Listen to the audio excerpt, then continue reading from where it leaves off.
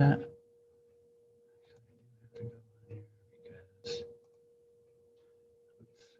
Going.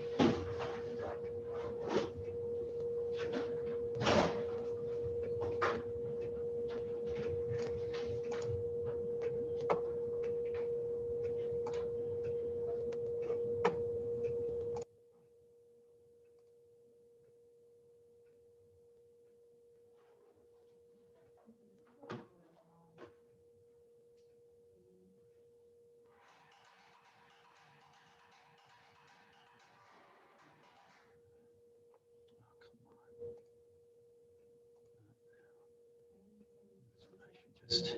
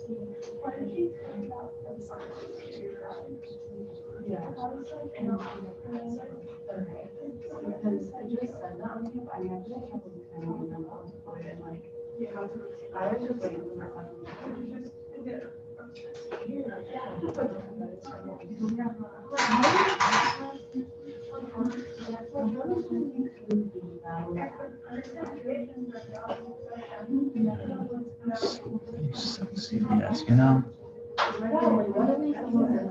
Let's see if I can.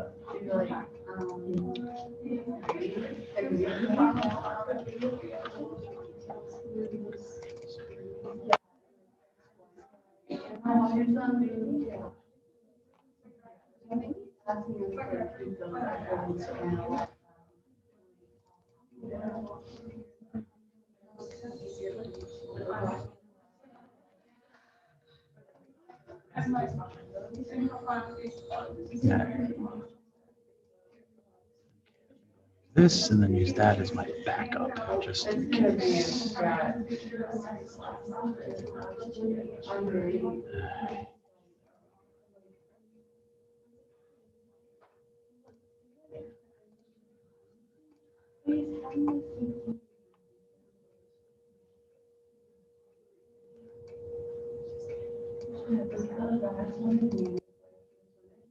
This is not the one I want.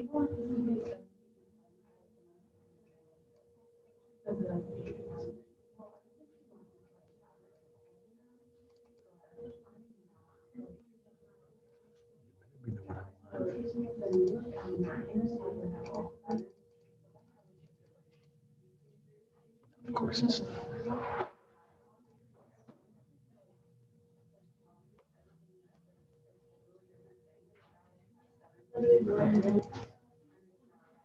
So I'm going to have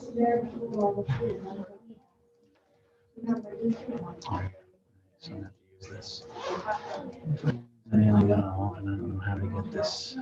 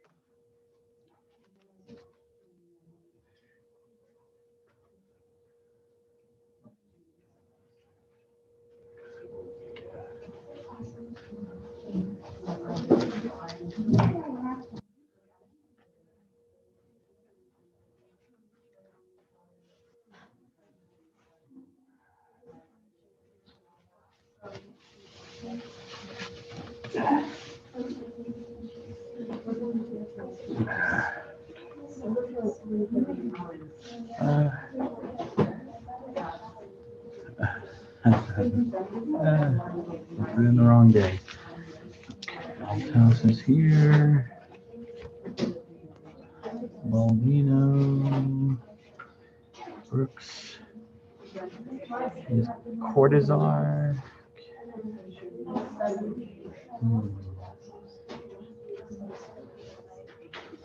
Fusco.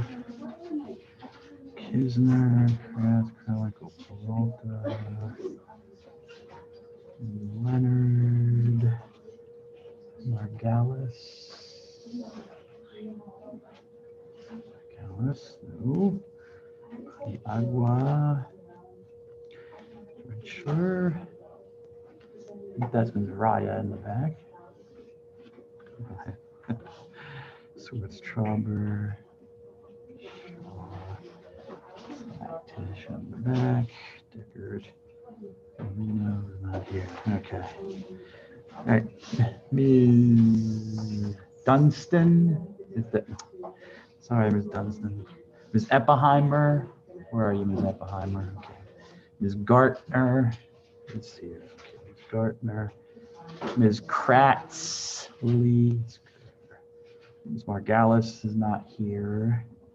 Ms. Morgan. Okay, so we should talk after class, please. Thank you. And Mr. Reno isn't here either.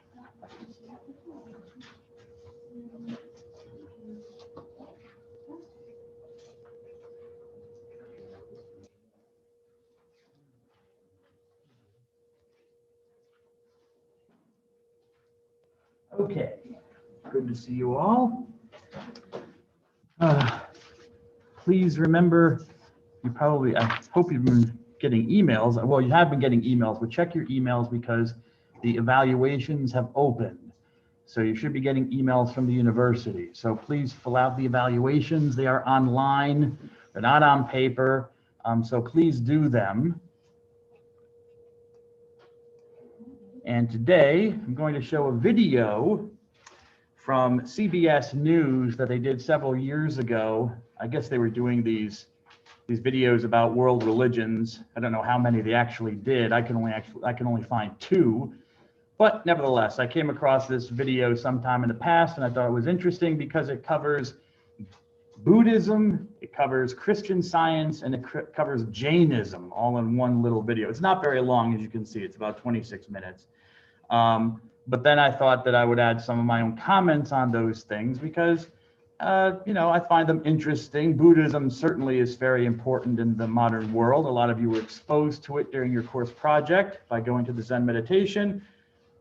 Christian Science is an American phenomenon, which maybe you've heard of, but maybe you don't really know much about. So I find that interesting. I'm starting to become more interested in it as I learn more about it. It's quite, there's aspects of it I didn't realize. And then you have Jainism, which I might have mentioned, I believe I mentioned with Hinduism as one of the protest movements along with Buddhism. But again, Jainism, there aren't a lot of Jains or Jains in America, but nevertheless, they're a very old religion, actually, even though they're very small. So I'm going to show this. Let me turn the light off. And I'll have some things to say about it. I have a PowerPoint about Buddhism from the past that will make available. I don't have any PowerPoints on. I'm developing a PowerPoint for Christian Science and Jainism. Actually, I do have some PowerPoint slides on Jainism from the past, so I can send those to you as well. The one on Christian Science I'm developing.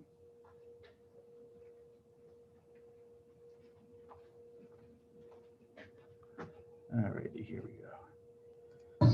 Hope that it works.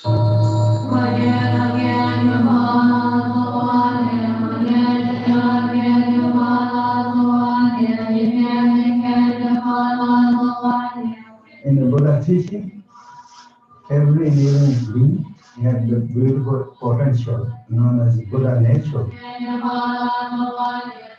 Everyone's inherent nature is this inconceivable state of wisdom. I would suggest that as you are watching it, you try to jot down some notes, okay, as best you can understand what they're talking about. Loving kindness, compassion. Only we have to let it wake up. My own experience has proven to me time and time and time again that Christian Science heals. Mary Day Goretti saw that there were laws behind the healings of Jesus, that she could heal other people, and then she could teach other people to heal others.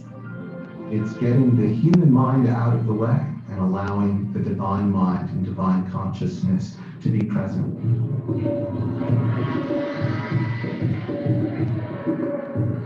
The heart and soul of Jainism lies in ahimsa, not to cause injury to others, all forms of life. If you believe in non-violence and not hurting people, vegetarian, you are Jain. CBS presents World Religions, Tibetan Buddhism, Christian Science, and Jainism. The narrator is Ted Holmes.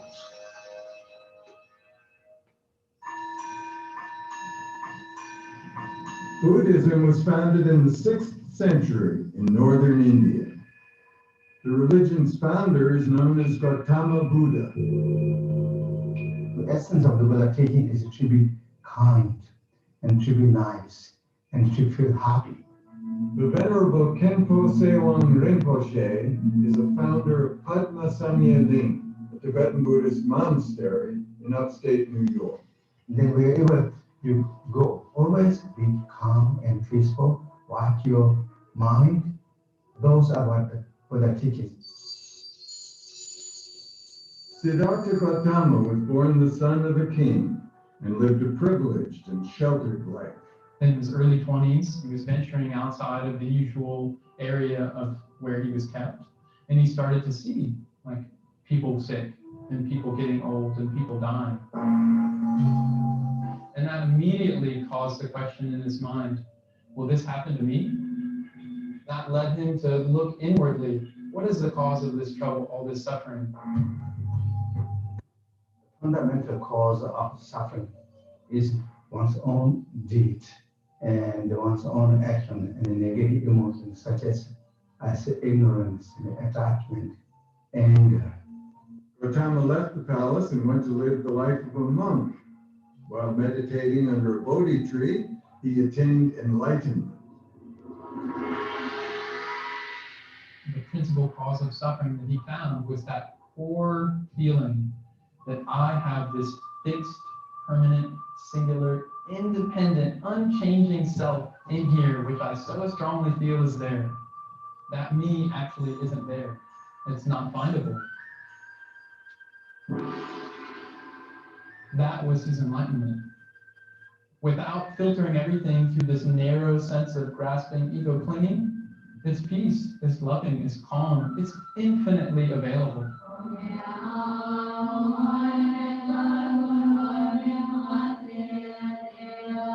The way out of suffering is through ethical conduct, thought, and meditation. Just be in the moment, in the present state, and then bring more love and joy and kindness for all beings and yourself. And that is not meditation and perfect concentration. Meditation is a technique that will quiet the mind and actually help the mind look into itself. It doesn't matter if we're in a corporate world or raising kids, if we can connect to that nature and have that motivation of love and compassion and kindness, then everything's practice. Maybe it's good to have some challenge, difficulties, so that will make ourselves strong. We not just become marshmallows, bunch of marshmallows. We learn and grow deeply ourselves. By the 8th century, Buddhism had flourished throughout Asia before becoming established in Tibet, a rural, mountainous country north of India. Within Tibetan Buddhism, there is a lot of outer ceremony.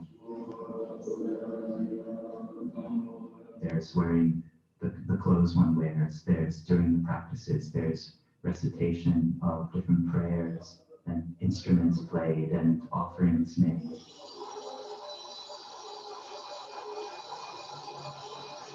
Murals reminding us of the Buddha natures, wisdom and compassion. This is all there as a support for our inner meditation.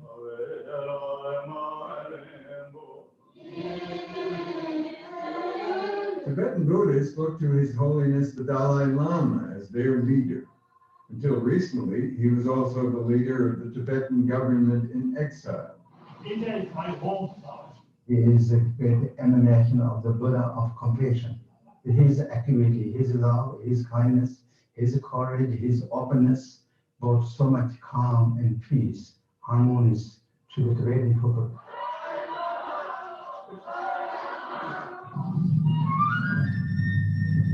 In 1950, Tibet was invaded by China. The sound of red Chinese Dunn. Since the invasion, it's estimated that nearly 1 million Tibetans have lost their lives, and 6,000 monasteries were destroyed. In a consequential struggle, the Chinese armed forces destroyed a large number of monasteries. Many lamas were killed. 150,000 refugees fled across the border to India, Nepal, and beyond. Among those refugees was the Venerable Khenpo Sewan Rinpoche. When he was 9, he and his family were forced to leave eastern Tibet in the dead of winter. They camped at night, and then they would stop and camp, and they had to assess what news there was, which ways was safer, which ways was not. Many had become ill. They actually had no food many, many days. His mother and 2 sisters did not survive the 18-month journey. But Khenpo and his older brother, the Venerable Khenchen Palden Sharap Rinpoche, eventually made it all the way to America. where they played a pivotal role in bringing Tibetan Buddhism to this country. And even their father came here and lived here for 10 years. These wonderful Khenpos have encountered such a difficult life and yet been able to express it and turn it into this incredible message. In 1993, they established Padma Sangye Ling, just off Buddha Highway in the western Catskills of upstate New York. I remember the first days they were walking on the land and there was really nothing here, it was completely bare. They had their Tibetan hats on. And I really thought they brought part of Tibet here and they have their land now. The temple is a replica of Sangye Monastery, one of the first in Tibet. And it has like all the traditional aspects that a Tibetan Buddhist monastery retreat center would have in Tibet, as an extensive library, year-round instructions from total beginner level to like more advanced practices. And it goes all the way back in the lineage to Buddha Shakyamuni. So this is the one way in assembly for all of the enlightened beings of the different universe here, and as well as many enlightened beings in Buddhas from India to Tibet. May it really the energy brings as like satellite disk that transmitting the great energies of love and compassion, kindness and truth to all everywhere, and therefore the universe of the world becomes peace and harmony and calm. We will return after these messages. Christian Science is a religion based on the healings of Jesus as written in the Bible. It's frequently mistaken for Scientology. There is no relationship between Scientology and Christian Science, but people often get them confused. Christian Science is very much solidly in the Christian tradition. A similar name that is about the only thing that we share. One is a Christian church founded on the Bible. Christian scientists believe that God is unconditional love and always present, and that with this faith, spiritual healing can take place. It is not faith healing. It is an understanding of our identity as spiritual beings. If God is spirit, which the Bible affirms that he is, and God made us in his image, then we can only be spiritual. The religion was founded by Mary Baker Eddy. Born in New Hampshire in 1821, she was raised in a strict Christian household. She was lively but very prone to illness. And her father consulted doctors about her, and one of the famous stories was that one of the doctors said she shouldn't do too much study because her brains were out of balance with her body. In 1866, at the age of 45, she took a serious fall. She's on her way to a temperance meeting in nearby Lynn, Massachusetts, slips on the icy roads, falls, and is knocked unconscious. And it looks like she's on death's door. She was in a dark place. The physician that was called said she wasn't going to live more than a couple of days. She took her Bible, and after reading a healing of Jesus, she felt a change in her body. So much so that she got up and dressed and walked downstairs. She didn't really know what had happened, but I think all these signs were beginnings to her of a discovery that she felt was just waiting to be made. She basically dedicates the next 3 years of her life to understand what had happened to her. And she comes to feel that the Bible really is revealing spiritual laws. And that these spiritual laws are available for anyone if they understand them to practice in their own life. She called her discovery Christian Science and felt that others could be healed with this knowledge. She successfully treats women. I believe her name is Mrs. Gale, and doctors have been unsuccessful in helping this woman. And the doctors are really interested. How did you do this? And they say, you really need to write this down. You need to share this. She published her discoveries in a book and called it Science and Health. And there are all kinds of accounts of people with a certain challenge or illness coming to hear her talk and leave completely healed. Word spread and Christian Science soon attracted followers and skeptics. For that time, for the 18th century, that was not the role of women.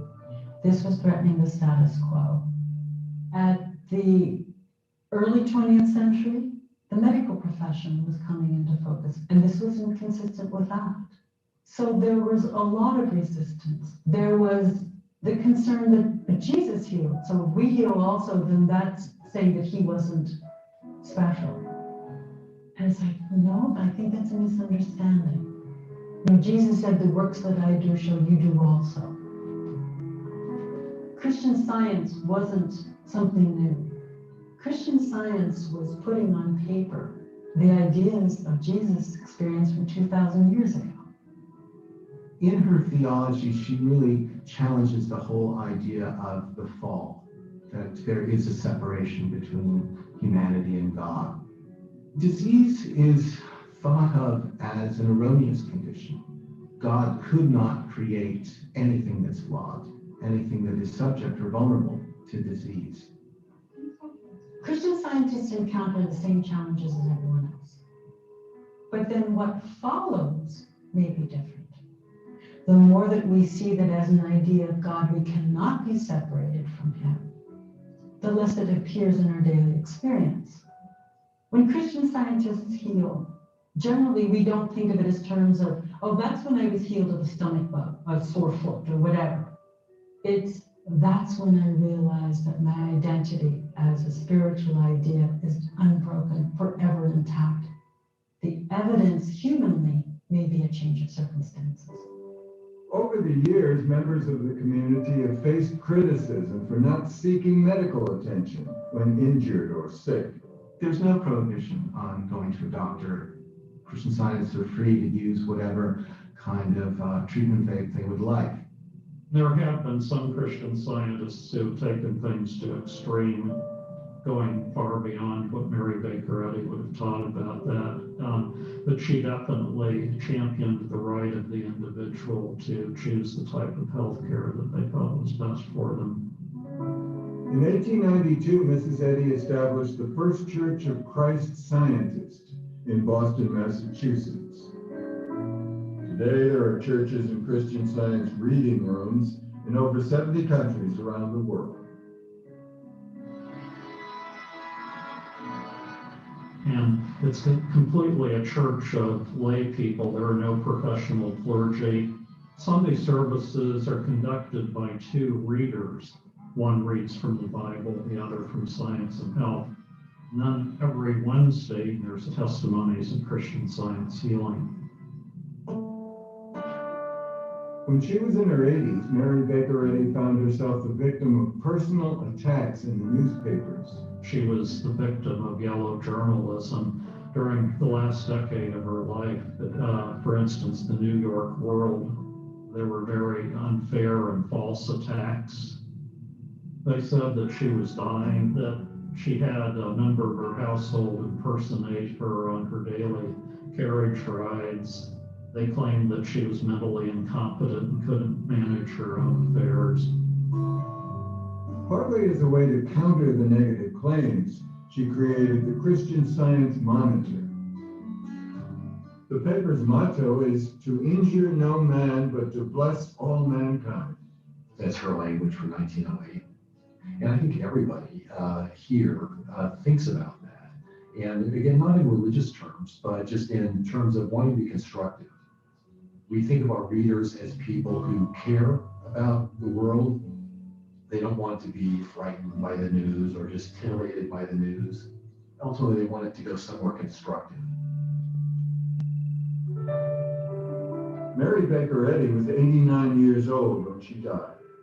She died December 3rd, 1910. About a week before, she had come down with a bad cold. The doctor who signed her death certificate said natural causes, probably pneumonia. The embalmers actually produced an affidavit saying that her body was in excellent shape for a woman at that age. Her life is such an inspiration. Her commitment, her courage, perseverance. She says herself, if you look for me elsewhere than in my writings, you lose me rather than find me. Don't look to her as a person, look to the significance, the importance of what she wrote. How could that work not have been inspired? Because it defied all the human norms of the time. That's a pretty cool example to follow. We will return after these messages. The Jain religion originated in India more than 2,500 years ago. It's a tradition based on the teachings of a series of spiritual figures, the most recent of whom was known as Lord Mahavira. Lord Mahavira was a Jaina, a human being, not of a divine birth, born to humans like you and me, who ended this endless cycle of life and death to which all humans are susceptible, and showed us the path by which we all could do the same. A core tenet of the faith is ahimsa, or non-violence. Not to cause injury to others, anybody, all forms of life. Jains believe that all living things have souls, even a blade of grass or a small insect. When you harm others, you are harming yourself. Human life is very precious because in Jainism, it is the sole opportunity for any living being to be able to break this endless cycle. Jainism's strict adherence to non-violence influenced Mahatma Gandhi, who in turn inspired Martin Luther King Jr. This life that I have is my own creation.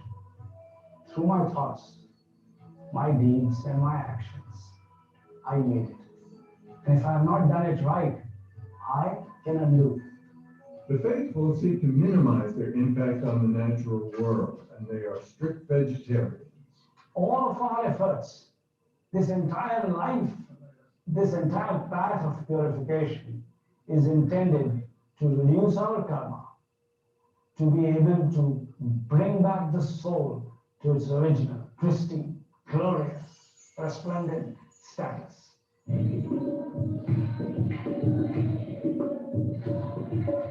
Temple worship is not mandatory, but provides an opportunity for inspiration. Our worship is not in the nature of asking anything. The sole purpose of the idols in front of us is to act as a role model.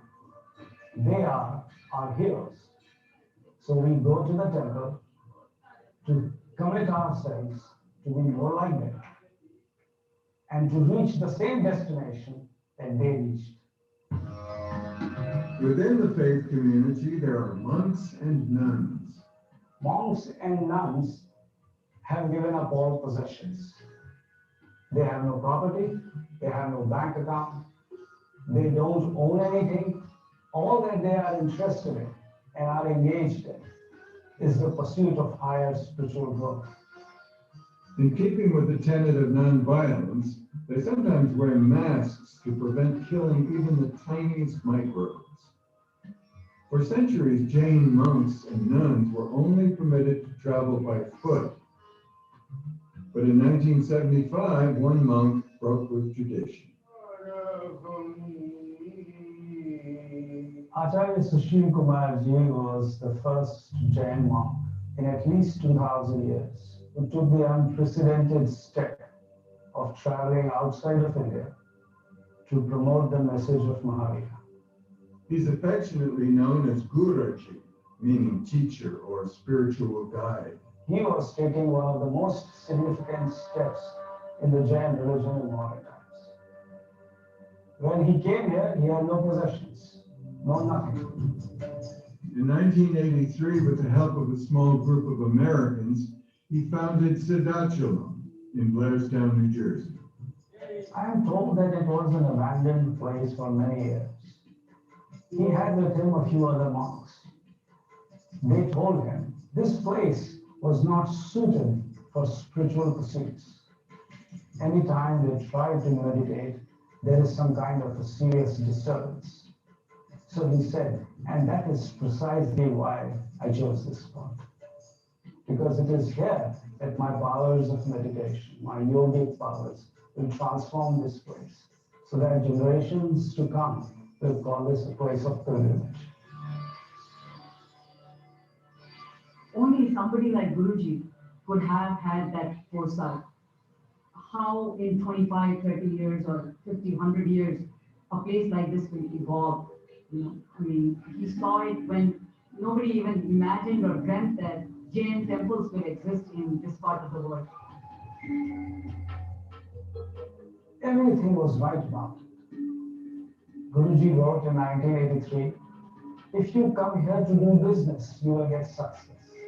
If you come here to play, you will enjoy. If you come here to meditate and seek enlightenment, you will get it.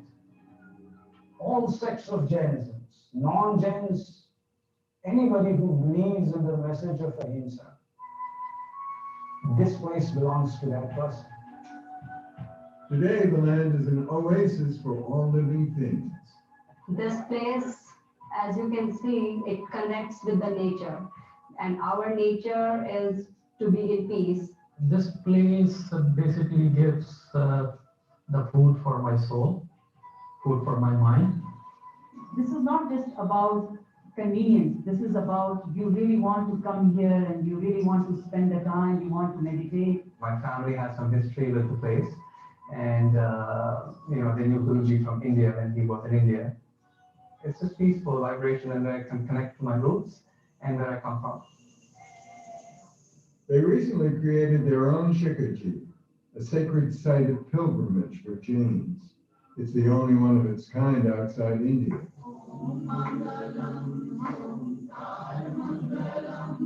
What we have here is a replica of Shikharji, in the same layout as it exists there. Every Jain wants to be able to go to Shikharji in her or his lifetime, to be at that spot where those people achieve liberation. In 1992, their much-loved teacher passed away in India. The body of knowledge that he left for us is our guidance. And our effort is to keep searching for his directions and to keep finding him within us. Guruji is right around us, right here. You just have to have the right pair of eyes.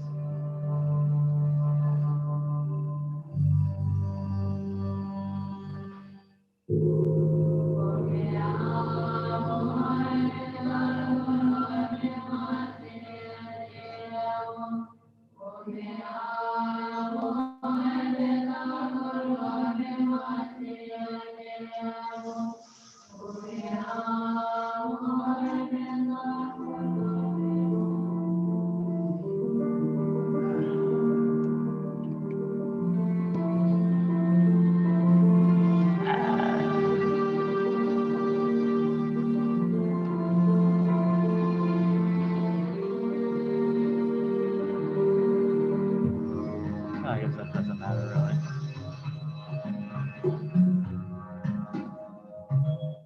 All right. So that's that. Oh, I should turn the lights on. Sorry about that. That last place, the Jain Temple in Blairstown, New Jersey. I went there. I found it by accident. I was driving by one day with my mom, and I'm like, stop. You know, because I'm like, oh, I know Jainism. I've heard of Jainism. They've got a temple here. So I went and I took some video, which wasn't very good, but that's because my mom kept calling me on the phone and interrupting the video. But anyways, I took pictures and stuff. I'll show them to you later, probably not today, on Tuesday. But yeah, I was there. Interestingly enough, and also interestingly enough, given how small Christian Science is, we actually have a reading room in my hometown of Sparta, New Jersey. Never gone there. I got to go there and see, because now that I'm becoming more interested in it, I want to show up and see what they're up to. Hopefully not scare them. Just, let them know I'm coming and just, see what they do. Anywho, this is an old PowerPoint, as you can see, from another school, but this is a PDF file of it, Buddhism. I'm not going to go through the whole thing. This is something I would have used and gotten more into had I taught the whole thing on Buddhism, but I think it's helpful to give a little bit of background on it because some of you have experienced it, and also to mention the difference with Tibetan Buddhism, because not all Buddhisms are the same. The speaker or the reporter focused on Tibetan Buddhism, which is, it's one of the forms of Buddhism. Not sure if it's the largest form of Buddhism. And even within Tibetan Buddhism, there are various schools within Tibetan Buddhism. So the version of Tibetan Buddhism that was presented there was just one man's opinion on Buddhism. There actually are different schools of thought within even the Buddhism practiced in Tibet. Okay, but what is Buddhism? Now we'll make this available to you online. Buddhism, the three jewels or the three vows of Buddhism, or if you get anything like a creed in Buddhism, and I like to look for creeds, short pithy statements that kind of summarize what a group believes. It doesn't tell you everything about the group, but it tells you something. Taking refuge in, finding protection in these three things. First, the Buddha, the person of the Buddha, who is mentioned in the video. I don't know if they really talked about Dharma. I'm not even sure if they mentioned the word Dharma. Did they? Anyone notice that? Yeah, I don't think they did, which is an important concept. But anyways, and I also don't believe they mentioned Sangha.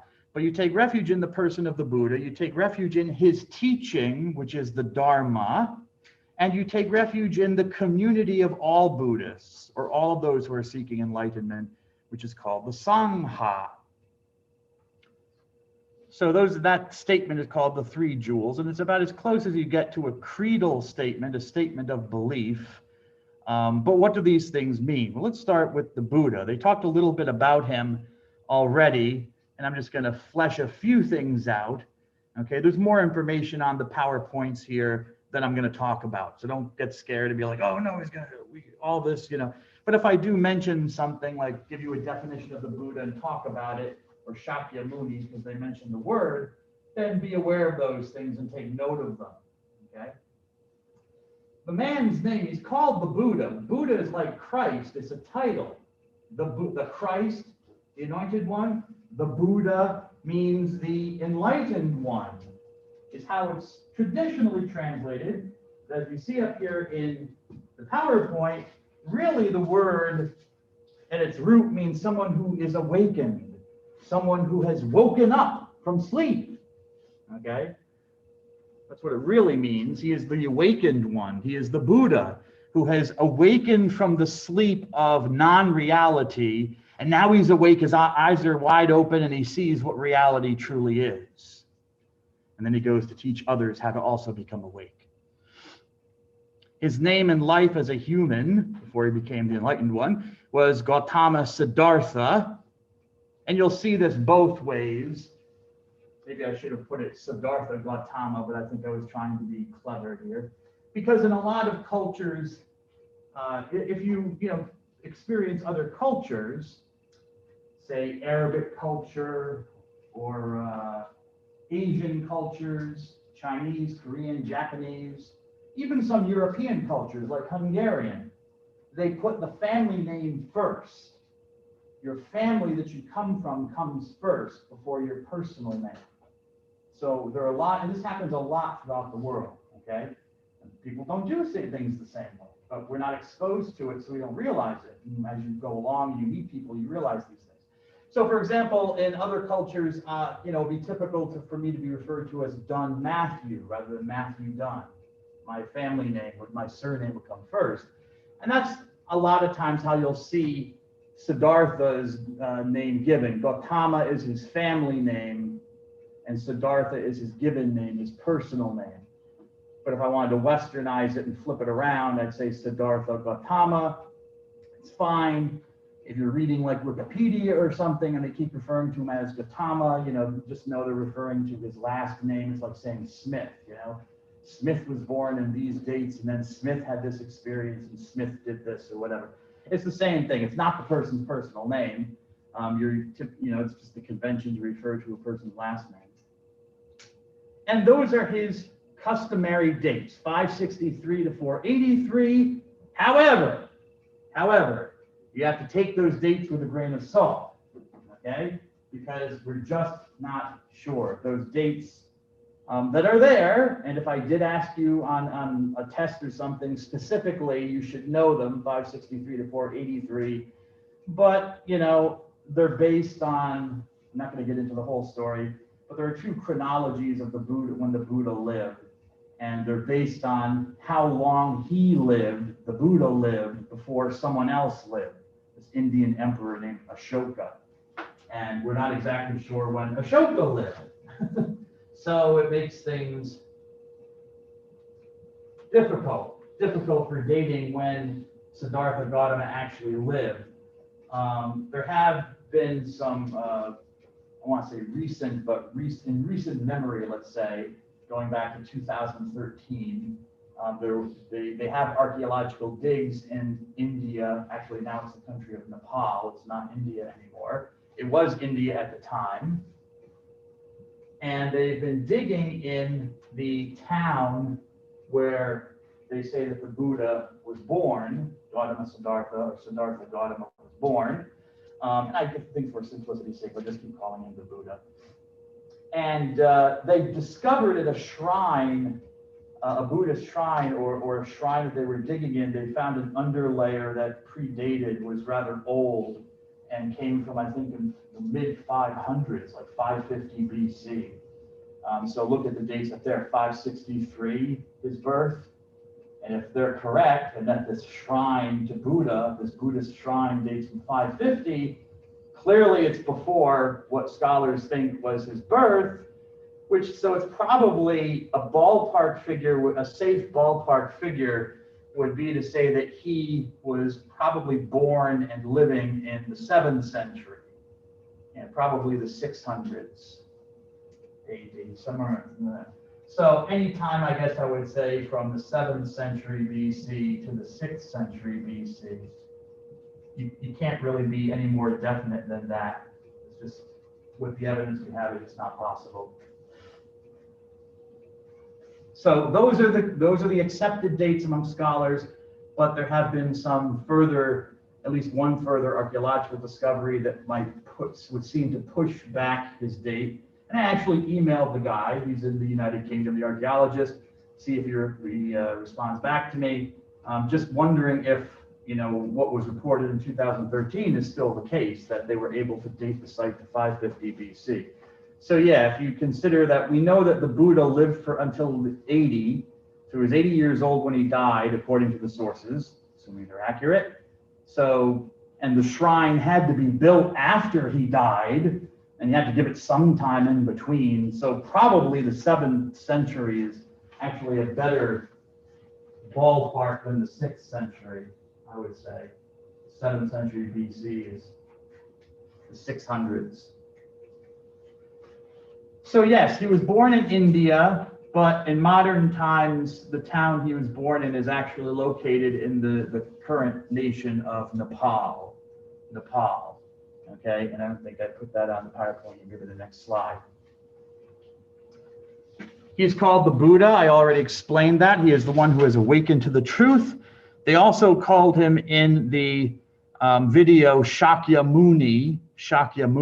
And just to explain what this term means, his tribal clan, his clan that he came from, was called the Shakyas, plural, Shakya for singular, okay? And Muni in Sanskrit means a wise person or a sage, a wise man. So Shakyamuni translates into the wise man of the Shakyas, the Shakya people. So a lot of times he'll be called Buddha Shakyamuni. Remember, Buddha is the title, and they'll add on Shakyamuni. But in Buddhism, they add a lot of titles to Buddha. You've got all sorts of Buddhas. Buddha Amitabha, Buddha Avalokiteshvara, Buddha this, Adi Buddha. But they add on all sorts of titles to the Buddha to indicate different aspects of Buddhist teaching. So Buddha Shakyamuni would be the man Gautama, who is the wise man of his clan group, the Shakyas. Now, how did he get to be considered a wise man and the Buddha? Well, what's his story? They didn't mention this in the video, but the guy, one of the monks, mentioned the fact that Buddha was born into a royal family. He was a prince, and he had a life of privilege and stuff like that. But there's more to the story than that, because before he was born, according to the Buddhist history, which you have to remember was written many, many centuries later, so take it for what it's worth, there was a prophecy. Some wise man, some prophet showed up to Buddha's parents and said, your child is destined to be a great man. He's either going to be a great holy man or he's going to be a great ruler. Well, because the Buddha's father was a ruler, he wanted the son to be like him. And so he didn't want him to be a holy man. So he basically locked him up in the royal palace or the royal grounds, very infrequently let him go out, gave him girls, money, food, party, and thought that by giving him all these sensual pleasures, it would direct him into the royal life, which is what the father wanted. He wanted to crush this or quash this prophecy of him becoming some naked holy man somewhere with nothing. Well, we kind of know what happened, don't we? Yeah. What happens is the Buddha has what are called the 4 encounters. The 4 encounters, all right? And the dude, the monk in the video kind of already alluded to them when he talked about that the Buddha, he goes out in a chariot. He was allowed to go out from time to time, but always accompanied, all right? And he goes out, and as he's going through the town, he sees at one point, at one time, I think he goes out 4 different times. It's not all at once. But anyways, at one time, he sees a sick man who is suffering from an illness. Another time, he sees an elderly gentleman. Apparently, there were no old people in the palace. I mean, it's like, dude, look at your parents. They're older than you. They're getting old. But anyway, he was shocked, I guess, to see this elderly person. On a third trip, he sees a corpse. He sees a dead man. And as he sees, according to the story, as he sees these things, he asks his handlers, his bodyguards or his handlers or whatever you want to call them, he asks them, what are these things? Because he had lived a privileged life. He hadn't seen or experienced these things very much. And so he was naive. And their response was, well, this is just the lot of men and women. This is what life is. You get sick, you get old, you die, what else is there? And because they're Indian, the next part of the story, as you know, is you come back. Reincarnation, samsara. You come back to do it all again, over and over and over. Hopefully you find the answer to achieve liberation, but most people don't in most of the lives. They just keep coming back and back. So on another trip, he sees a holy man, the ascetic. Remember I talked about asceticism when I talked about Hinduism. He sees a Hindu ascetic, a holy man, this, half-naked guy sitting there meditating, not eating, not sleeping, just meditating, saying his mantras, doing yoga, doing all that stuff, following what was the traditional program according to Hindu religion for achieving liberation so that he wouldn't come back. And the Buddha's like, I want to do what that guy's doing. Now, for me, I would have told the Buddha to have another beer. But that's just me. And a nice dark beer, like a stout or something. Ooh, yes. Stop it with the crazy talk, Buddha. No, the Buddha wants to do this. And so he does. He leaves his family, he leaves his wife and his child, and he becomes an ascetic. He becomes a Hindu holy man. And he's good at it. He starves, according to the story, he starves himself almost to death through just constant meditation, not eating, etc. And at some point, I'm not really looking at my notes. I guess I know the story. I knew the story better than I thought. At some point, he has a realization. He's like, this is nuts. It's like, well, I shouldn't say he said this is nuts, but he started to question what he was doing because he thought, all this is doing, this whole process, the way of, way of action. He's following the way of action, the way of knowledge, okay? The way of devotion. He's following what he's been told by Hinduism that he should do. And he's like, well, it really does lead you to something. You do reach some sort of spiritual progress, but not enlightenment.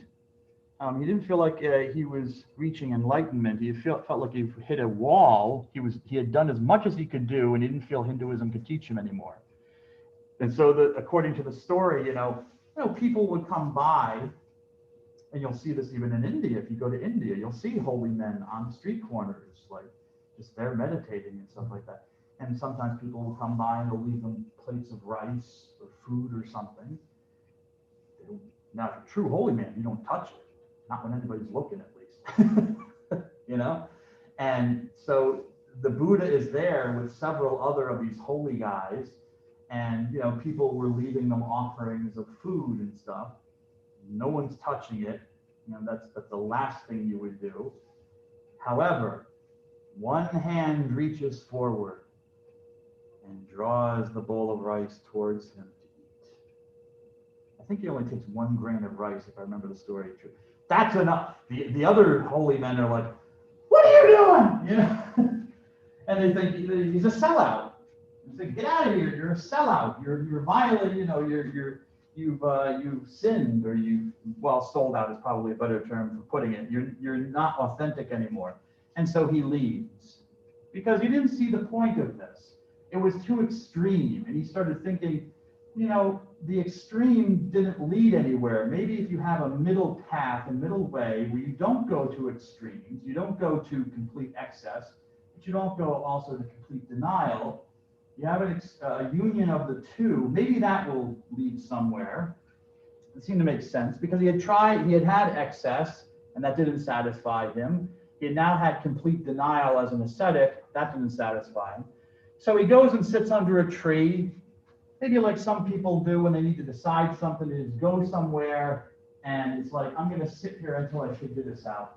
And that's basically what the Buddha does. He sits under a tree called a Bodhi tree. That's where the word Buddha comes from. Okay, just was the name for the tree, actually, the enlightenment tree. And he sits there and he thinks and he meditates and considers.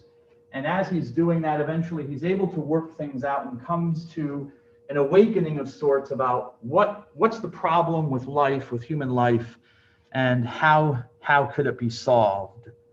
And you see there a picture I have, an older picture from a book I have, I still have it, of a statue representing this moment of enlightenment where Buddha is there in what would look like the lotus position, a Hindu practice, meditating. And behind him is a big, many-headed serpent. And he's sitting on the coil. The serpent is coiled, and he's like using the serpent as a chair. Doesn't that remind you of somebody from Hinduism? Someone who lays down and sleeps on a serpent? Yeah, a guy named Vishnu, is it? No, Shiva, right? Isn't it Shiva who does that? Or is it Vishnu? I don't know. Shiva? You say Shiva? But remember, we have the picture. There's the snake, who is also, no, it's Vishnu, because it's an avatar of Vishnu. Because the snake is an appearance of Vishnu, and I remember I said that it's like Vishnu is sleeping on himself, remember? So interesting, you see some of the same imagery from Hinduism being used here in the story of the Buddha. This snake figure who protects him while he's going through the process of meditating and becoming enlightened. Well, the Buddha becomes enlightened, but he doesn't know what to do about it. And I mean, once he became enlightened, he entered nirvana. Okay, he entered into complete liberation from the cycle of death and rebirth and suffering.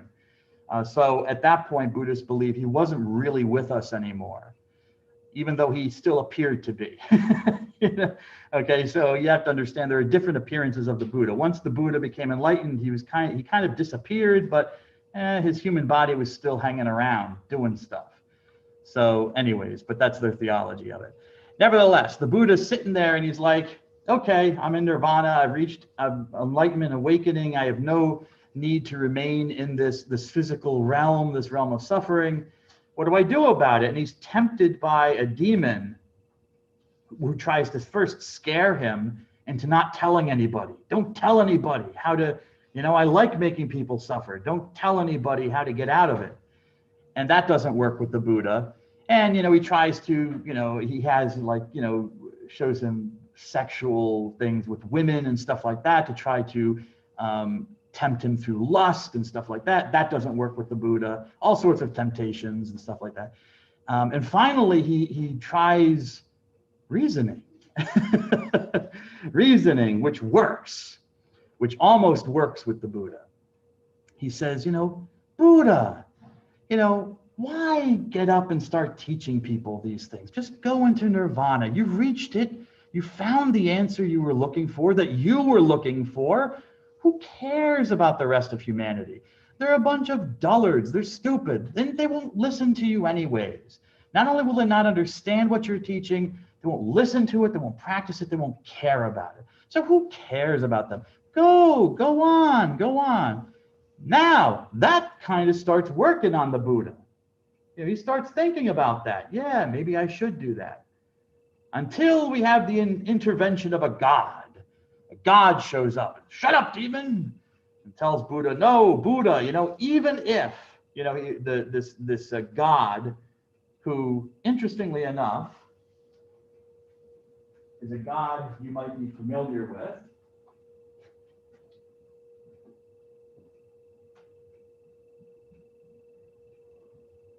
Remember him?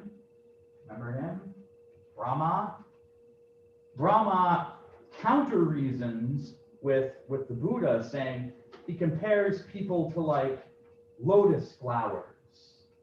Again, this idea, remember lotus flowers? Remember Hinduism? The lotus is kind of a symbol of, kind of like, being in the eternal Brahman, unattached, being completely surrounded by, being, the idea that the Atman, your soul, is part of Brahman and there's no difference, just like you can't see the source of the lily pad, or the lotus, I should say, under the water as the roots hang down.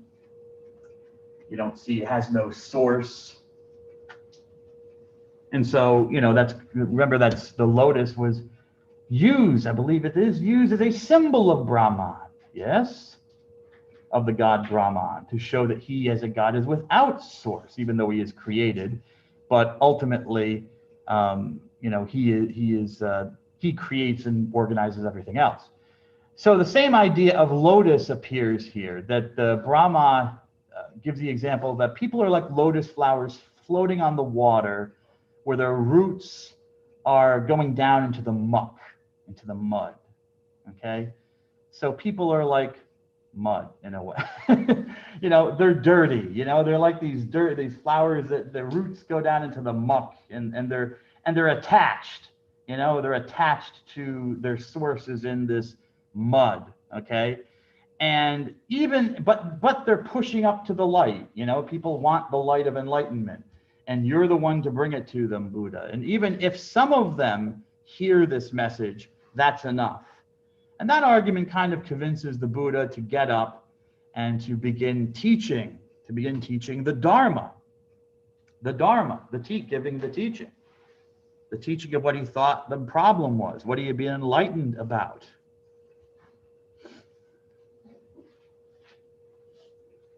And this is a picture, not by me, but from another person who gave me, professor at the University of Pennsylvania, who gave me permission to use it. But this is, like a shrine and a building on the spot where traditionally it's held that the Buddha preached his first sermon, this famous first sermon where he outlines the whole problem. And his sermon is so compelling that members of the audience immediately reach enlightenment themselves, and join him in his ministry of preaching this message. Buddhists call this event the setting of the wheel of Dharma in motion. Okay, Dharma is kind of visualized like a wheel. Okay, that's why I have it as an image as the background for the PowerPoint. And you turn it, and the wheel turns, and it's the Dharma wheel. So he's the one who sets the wheel in motion. Now the Dharma wheel is turning, and I guess throwing off sparks of enlightenment to the world now. But so if you go to like a Buddhist temple or a Buddhist shrine, you know, you will sometimes see an actual wheel that people will turn themselves. Maybe they might attach prayers to it or something like that, but they'll pull the wheel almost like, if you watch The Price is Right, people have that big wheel and they try to get the money or try to get the right amount of money so that they can go to the final. But but this is a religious purpose. You'll have a wheel and you pull the wheel. So he sets the wheel of Dharma in motion by preaching this first sermon. And what does he outline in this sermon? He had four things, which are called the Four Noble Truths. The Four Noble Truths.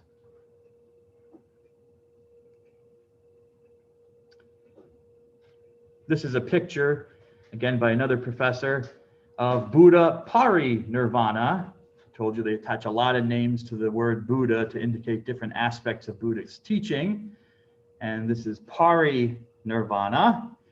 This is the aspect of the Buddha after he has entered nirvana, but he's not really there yet. So he's represented as kind of being asleep. He's on his side sleeping. So this is if I understand it correctly, this is the state that the Buddha entered after he achieved enlightenment. He was had one foot in nirvana, in the place of enlightenment.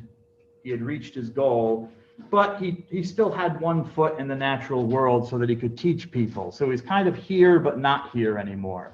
He seemed to be here. He appeared to be human and to still be here, but really he was Buddha Parinirvana. He was kind of in this in-between state, which I guess him lying on his side asleep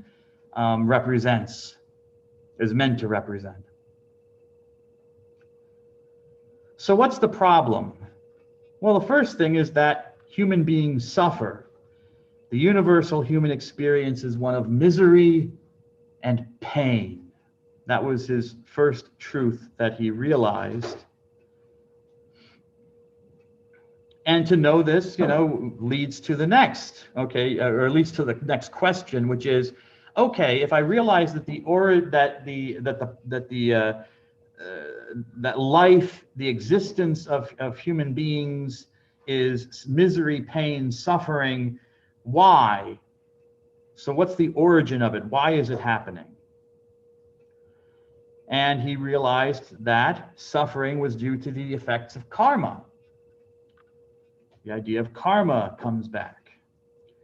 And this karma, good and bad, was created by what's sometimes called craving, having a craving, but it means a desire. You have a craving for things that are wrong, like evil actions. But you can also have a desire for good things, but only in the wrong way. But he identifies the problem or the source of human suffering in craving, desire, wanting, / desire.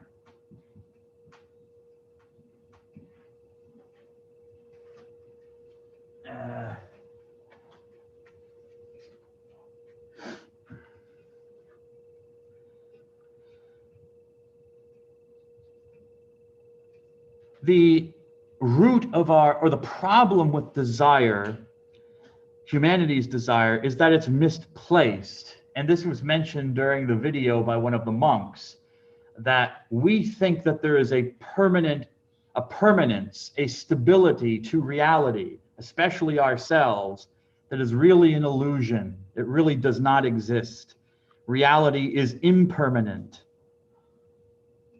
And so we place value for things that are unworthy of ultimate value, because they're simply illusory things. I think for me it has a lot of connections, I think, to Maya from Hinduism, that the natural world is there, but it changes. Things become things, and they don't become things. Things come into existence, things go out of existence, things are, and then they aren't anymore, and stuff like that.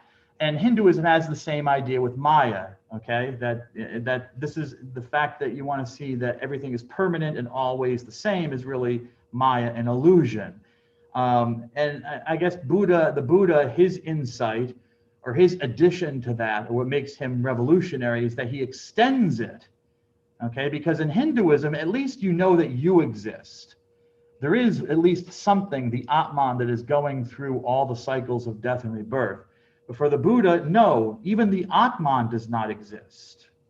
Even your personal self that you think is really there is itself impermanent and is really empty of existence. So we desire that, we assume a permanence to the world that isn't there. So we have this desire for a permanent, stable world, but that's not the case. And so it causes suffering. When we realize that things don't stay the same. People, you can't be 20 for the rest of your life. The boat does leave the dock sometimes in life, and you can't get it to come back, and so people suffer over that. The regret, you might say. Rather than realizing that, really the suffering that you have is not because X happened or Y didn't happen, it's because you desired them to happen. Rather than realizing that whether they happen or not doesn't really matter, because nothing is, even those things, whether they happened or not, are not permanent in and of themselves. So they're not really worthy of giving value to them. So how do you eliminate or remove suffering? Well, you remove desire. You remove the craving. And hence the suffering should cease. Which sounds easier than it is, which is why you have a whole religion and a whole tradition of practices that people do things in order to, do this very simple thing, which is to eliminate your desire for permanence. And so that's the limit. And so we move to number 4. Well, okay, I know I need to eliminate it. So now what do I do, Buddha? Well, then you have to move on, which I'm not going to get into all of these, but you have the Eightfold Path, the Four Noble Truths, ultimately will then lead into the pathway, his marga, the Buddha's marga, of how to remove the origin of suffering, which is, the pain and misery of life, which is our misplaced desires. And there are a variety of them. I'll get to them in a moment. Actually, do I get to Anma? Okay, I'll get to Anatmana. I will get to them now, actually. I'm not going to talk about all of them, but I'm going to mention 1 or 2 of them, because they tie into some things that were mentioned in the video, and some of the things that, well, I should say one thing, meditation, that a number of you experienced at Zen, because Zen is Buddhism. Even though it's not Tibetan Buddhism, they assume the ideas of the Buddha, which was why I was kind of puzzled, because some people wrote, and this isn't wrong, I'm not saying it was wrong, that because I had the same experience with this other, not the Zen Buddhism that's practiced here near Misericordia, but on the list, there's another Buddhist center, which is near here in the area that no one went to, which is fine. But I remember when I was emailing them asking for permission and stuff, they were trying to tell me, well, Zen really, it's not really a religion. It's, okay, have you heard of Buddhism? It's like, yeah, Buddhism isn't a religion? Okay, is it a philosophy? What are you trying to say it is, But I think what the person was getting at, as I thought about it, this took me a while to figure this out, I think the person was trying to say, like, this is more of a technique within Buddhism. I think that's what she was saying. And I think Pollyann James, who did the Zen meditation, said the same thing to some people, that Zen is not really a religion. It kind of is, because it rests on Buddhism, which is considered a religion. But yeah, Zen meditation is a technique, but it does assume these things. So some of these things were already mentioned, like, being kind and happy and stuff like that. Okay, fine. I mean, these are all emotional things. But the Eightfold Path, things like, having the right understanding so that you understand accurately what the Four Noble Truths are trying to teach you. But then there are ethical things that follow from that. And you want to basically get rid of all those things that build up the negative karma that tie into your sense of ego, the importance of yourself. So not harming other people or harming other life forms, because that's selfish. You're not thinking about, you're thinking about yourself and your needs and maybe not the needs of other creatures. So harming other life or stealing or taking things from people are things that should be avoided. And you should also talking through your speech and not talking bad about other people, again, because these all lead back to this belief that you really exist and you are the center. And when you're not the center at all, because you don't, in a way, exist, just like other people don't really exist. It doesn't mean people aren't real. It just means that no one of us has a stable basis for our existence. We all come from somewhere and we go somewhere. We're all composites of other things. So we can't act like that we are the beginning point, the starting point for ethical activity. Hence, you think of other people and how you talk about them, what you do to them, or other creatures as well. You investigate your motives and why you're doing things. Are you motivated by desire and craving? Again, to achieve permanence in this world.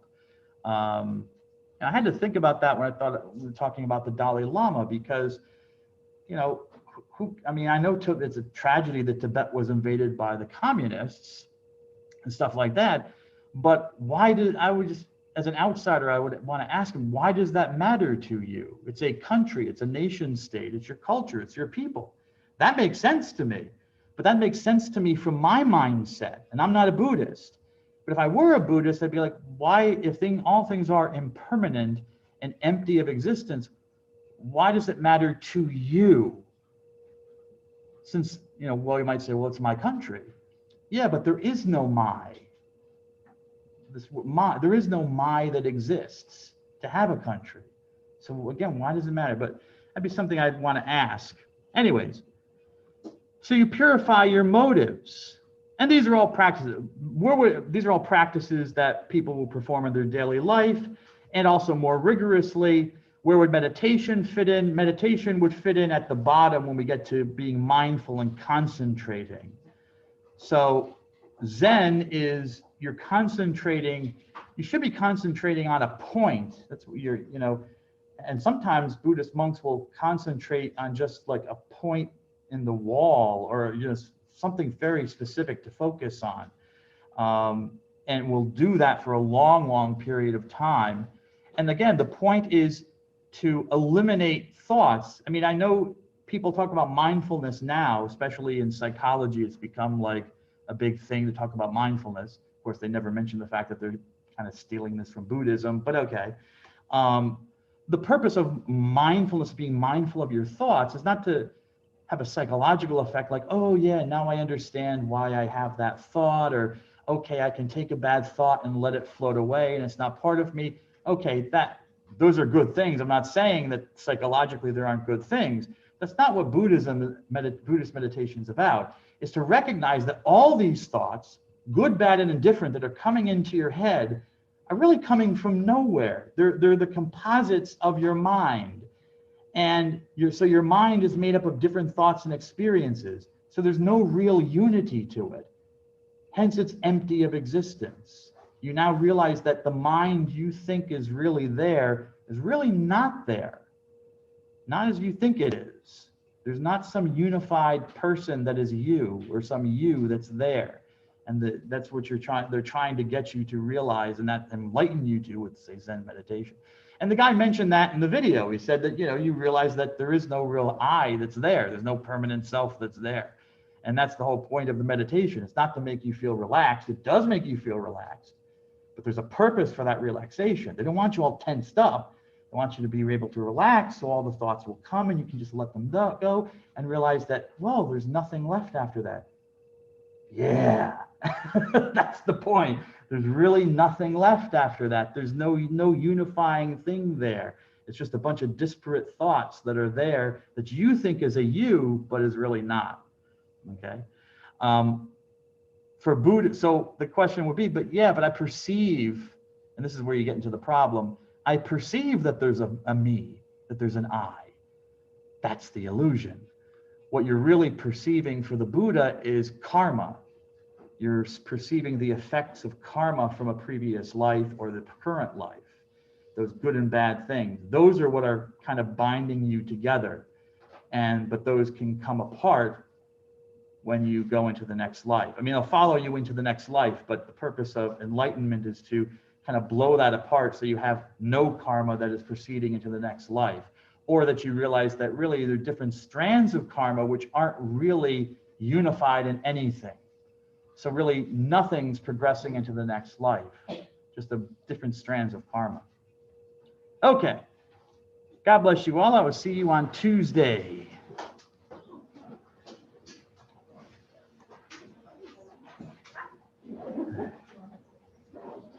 Well, I got into that. Yes, miss. Why don't we? Yeah. Sorry. That's okay. Why don't we wait until we have more privacy?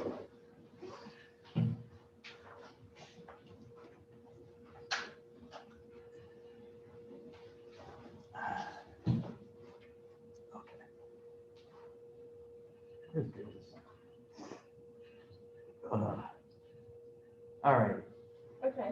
So, I did turn it in on time, but then I literally did not even see your email. I think you sent it the next day that there was an issue, and I guess you deleted my submission. I didn't see it, which is my fault. I understand. Yeah. Why didn't you delete the verification form? Or excuse me, why didn't you submit the verification form? So I put the verification form at the bottom of my paper. Okay, So I don't know if you maybe you didn't see that, but the verification form was inside the paper PDF. Why didn't you upload a separate file like I asked? I just put it in the paper. I just thought it would show. Is that what I asked you to do? Yeah. No, I did not. You can go back and see my instructions. No, I'm saying you asked me to submit it separately. Okay, so Yeah, okay, but then that leaves the next Yeah. question. You knew that, why didn't you do it? I don't know, but I didn't really understand why you deleted my whole submission. Okay, but the question is, why didn't you do it? If you knew that I was asking you to do that, why didn't you follow the instructions? I'm not saying Okay. that. I'm acknowledging I didn't follow the instructions. I'm just asking why did you delete my whole submission? Well, first of all, you didn't upload what I asked you to do. So I had to clear the submission so you could submit everything again. Because Blackboard doesn't, you're not allowed to do it over again. There's no multiple submissions. I didn't select that. That was just my question. I just didn't understand why you deleted the whole submission. That was just it. Well, my question is, if you're saying that you understood that you needed to upload both forms, why you didn't do it? Okay, so that was my issue. I shouldn't have to look through your paper to see, okay, that's where it is. That's not what I asked for. Then I cleared it and I sent you an email and I gave you a date to resubmit. And then it was sitting there and it was empty. So when I came along to grade it, I had nothing to grade. Okay. So you now have submitted it.